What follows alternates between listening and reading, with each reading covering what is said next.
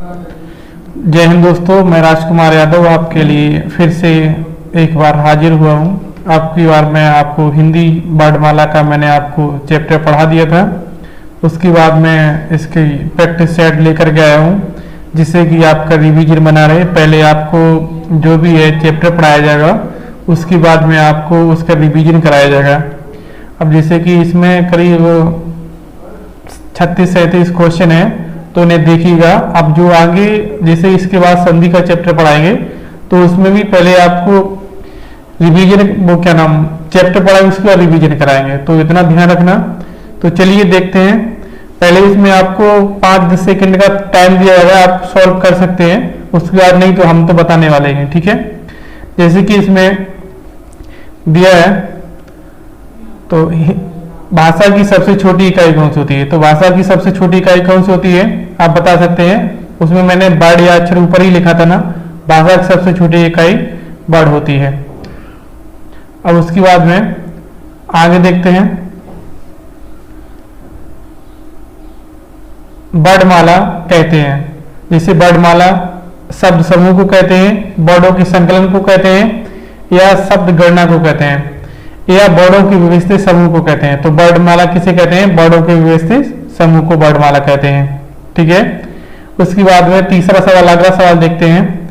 निम्न में से कंठ ध्वनियां कौन से, यानी जो कंठ यहाँ से बोली जाती हैं। मैंने आपको प्रयोग करके बताया था उस दिन कि अगर कंठ या वर्णमाला एक ऐसा चैप्टर, इसे आप प्रयोग करके भी ले सकते हैं। अब जैसे कंठ से बोलना है, तो आप यहाँ पे कंठ बोलो, यहाँ पे जैसे का वाला वर्ड बोलो, का खा गा गा, ये चल रहा है ना, तो कंठ ध्वनियां कौन सी है? का और खा, ठीक है। उसके बाद में अगला सवाल देखते हैं। स्थान के आधार पर बताइए का मूर्धन्य कौन से स्थान पर है? मूर्धन्य, ठीक है।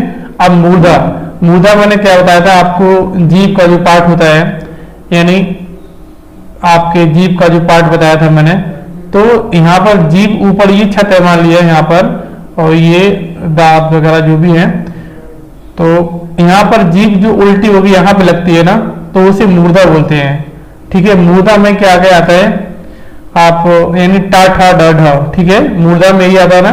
तो आपका ऑप्शन नंबर कौन सा होगा यहाँ पे? आपका ऑप्शन नंबर सी हो जाएगा। अब अगला क्वेश्चन देखते हैं। अगले क्वेश्चन में है कि निम्न में से अल्प प्राण वर्ड कौन से हैं, ठीक है। अल्प प्राण यानी जिसे बोलने में कम ताकत लगानी पड़े, कम वायु का प्रयोग करना पड़े। जैसे महाप्राण ज्यादा भारी बोलना पड़ता है, अल्प प्राण कम भारी बोलना पड़ता है, ठीक है। तो जैसे कि आराम से बोल सकें, जैसे आ, तो ये थोड़ा ताकत लगाना पड़ा। क ग, ठीक है, इसे आप आराम से बोल सकते हैं। और था, इसे मतलब ज्यादा था, तो महाप्राण था, महा में हो गया। फा ये भी, तो इसका आंसर कौन सा हो जाएगा? बी, का और ग, ठीक है। उसके बाद अगला सवाल देखते हैं। निम्न में से नासिक व्यंजन कौन सा है, ठीक है। अब नासिक की मतलब होता है जो नाक के स्वर से बोला जाए। अब नाक के स्वर से मैंने क्या बताया, जो 5 व्यंजन बताए थे आपके लास्ट के, यानी आपका यह बताया था का खा गा घा और चा छा जा झा, और उसके बाद का के बाद क्या, चा छा जा झा रा, ठीक है। उसके बाद ये 5 जो नीचे बताए थे ना वो वाले, तो इसमें कौन सा है? वहां, ठीक है, वहां होगा, ठीक है। अब आगे देखते हैं। जैसे कि ए कौन सा वर्ड है? अब ए को आपको देखना है। ए अब देखिएगा, अब पहले ये देखिएगा ए बनता कैसे है, ठीक है। अब जैसे ए मैंने छोटा मिलाया, प्लस का छोटी ई बनाया, ठीक है, छोटा प्लस का छोटी। अब उसके बाद ये, चलो एक ही देख लो, उसमें क्या है, सभी देखना जरूरी नहीं है। तो ये आगे से बोला जाता है, कंठ से बोला जाता है, ठीक है। आगे से बोला जाता है कंठ से, ई किससे बोला जाता है? तालब से। तो क्या हो गया? कंठ प्लस तालब हो गया, ठीक है। क्योंकि इसका संधि करना जरूरी, संधि से आराम से आप समझ सकते हैं। अब उसके बाद में 8वां सवाल है।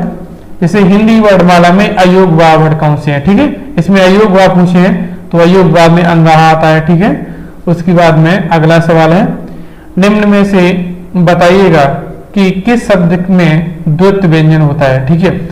द्वैत व्यंजन मतलब वो होता है कोई भी वर्ड है जो मतलब डबल बार बोला गया हो, ठीक है। जैसे कि डबल बार के आपको ना तो सिंगल ही ना, यहाँ पे डबल को ही नहीं, अलावा तो ये तो बेचारा बिल्कुल ही सिंगल है, यहाँ तो कोई है ही नहीं साथ देने वाला।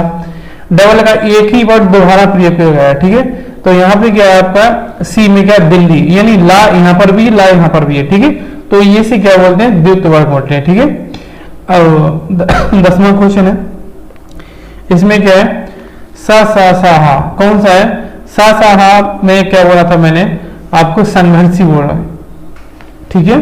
सा सा सा हा में क्या है ये आपके संघर्षी वर्ड हो गए, ठीक है। अब चलिए आगे क्वेश्चन देखते हैं। 11वां, अब देखिए 11वां क्या है, निम्नलिखित में से बताइए कि नवीनतम विकसित ध्वनियां कौन सी है, मतलब जो बाद में अभी नवीनतम प्रयोग हुआ है वो कौन सी ध्वनियां हैं। तो यानी खा का, ये देखिएगा उसमें आपके हिंदी वर्णमाला में होती नहीं है, ठीक है। ये यहाँ पर जिन्हें अरबी फारसी बोलते हैं, ठीक है, वो नवीनतम हिंदी वर्ड। आगे देखते हैं निम्नलिखित में से कौन सा घोष वर्ड है, घोष वर्ड कौन सा है, ठीक है। तो घोष वर्ड इसमें पूछा है, तो आपको घोष वर्ड बताने के लिए आपको कौन सा यानी घोष यानी इसमें कौन सा है पहचान लो, इसमें माँ, ठीक है। अघोष देखिएगा, एक तो अघोष होता है, अघोष होता है, और कौन सा होता है सघोष होता है। सघोष को हम घोष भी बोलते हैं, ठीक है। सघोष को सघोष बोलते हैं, सघोष को हम घोष भी बोल सकते हैं, सघोष या घोष, ठीक है। तो इसमें क्या है जो अघोष में कौन कौन से आते हैं, जैसे का वर्कल 1 2 3 4 और 5, यानी का और खा और ग और घ और उसके बाद या, ठीक है। यहाँ पर चा और छ और ज और झा और उसके बाद में वहां, ठीक है। अब ये देखिएगा, अब नीचे भी देख सकते हैं 5 वर्ग 5 वर्ग लिखने हैं, तो ये 2 होते हैं, ये अघोष होते हैं, और बाकी पीछे के 3 क्या होते हैं घोष होते हैं, ठीक है। अब उसके बाद में माँ हो गया आंसर। अब अगला है क्वेश्चन, कौन सा अमानक वर्ड है। अब अमानक वर्ड बोलते हैं तो इसमें अमानक कौन सा है, भा अमानक वर्ड है, ठीक है। अब उसके बाद आगे देखते हैं, यानी 14वां क्वेश्चन, ठीक है। 13 क्वेश्चन आपके पूरे हो चुके हैं कंप्लीट।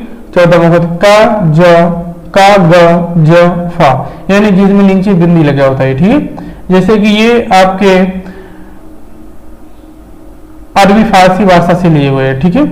तो आपके कौन सी भाषा लगी है, अरबी फारसी भाषा के वर्ड है, ठीक है।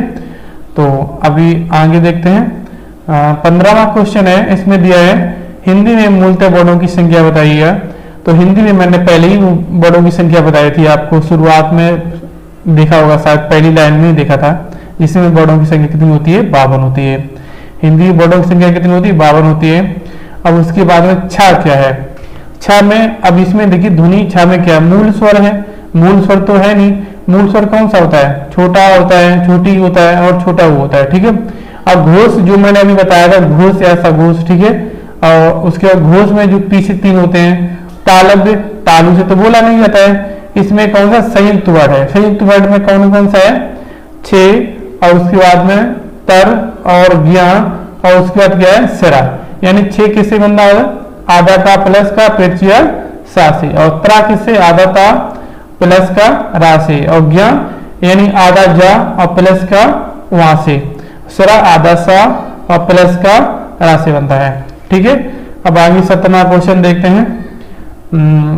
हिंदी शब्दकोश में छा का क्रम किस वर्ड के बाद आता है।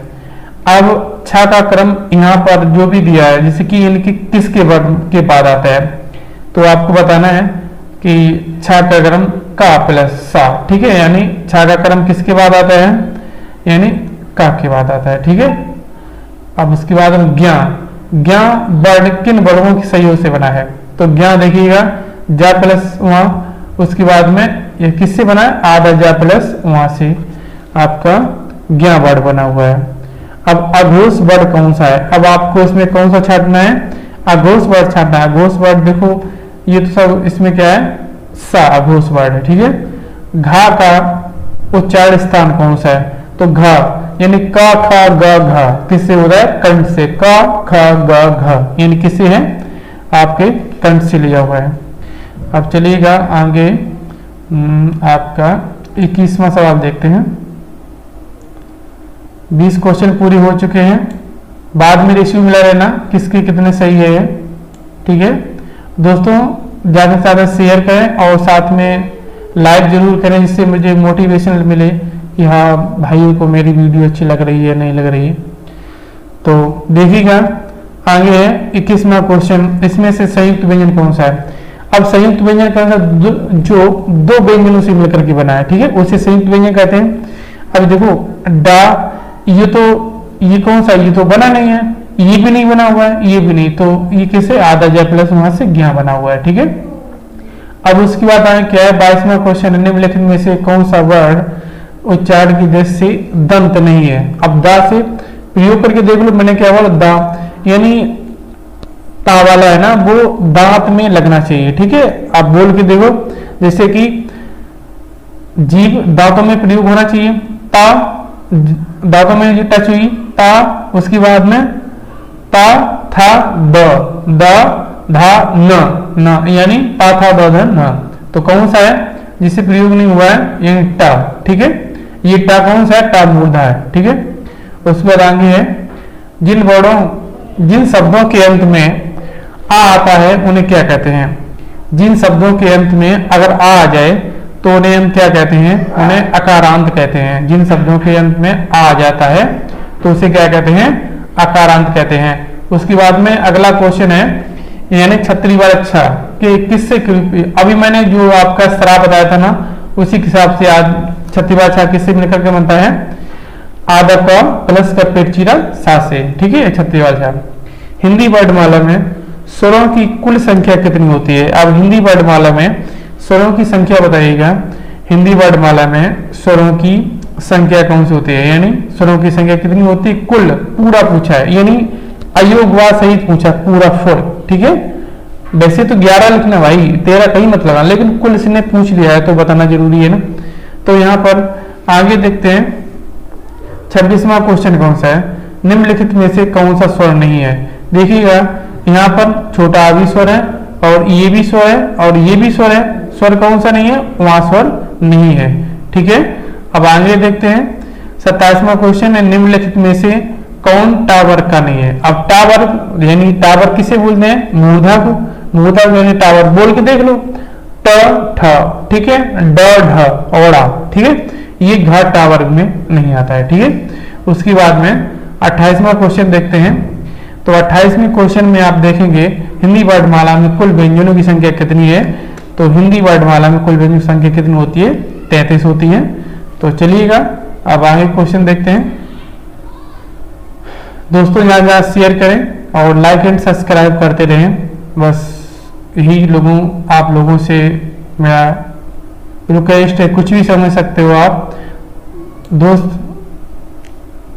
अगला देखते हैं, जैसे कि 29वां क्वेश्चन है, निम्नलिखित में से कौन सा पश्च स्वर होता है, ठीक है, यानी पश्च स्वर कौन सा होता है, पश्च स्वर यानी आ, पश्च स्वर होता है, ठीक है।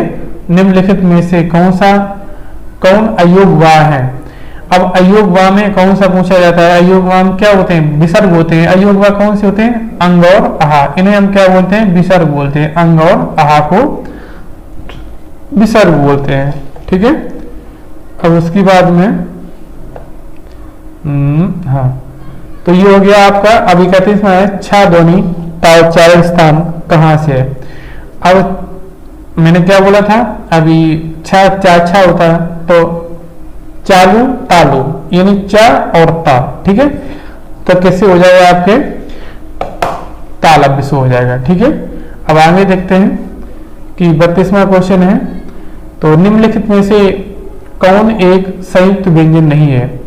संयुक्त व्यंजन कौन सा, अब संयुक्त व्यंजन देखना, छठी भाषाती संयुक्त व्यंजन है, त्रावी संयुक्त है और ज्ञावी संयुक्त है, कौन सा नहीं है, फिर से ये संयुक्त व्यंजन नहीं है। अब तालन में मैंने क्या बताया, तालु चालू, यानी कौन सा आता है, तो आप बोल सकते हैं जैसे कि च छ ज झ, ठीक है, ये तालव्य व्यंजन होते हैं। कौन से होते हैं, तालव्य व्यंजन होते हैं। देखिएगा आपने अगर क्लास पूरी देखी होगी तो एक भी क्वेश्चन आपका गलत नहीं गया होगा।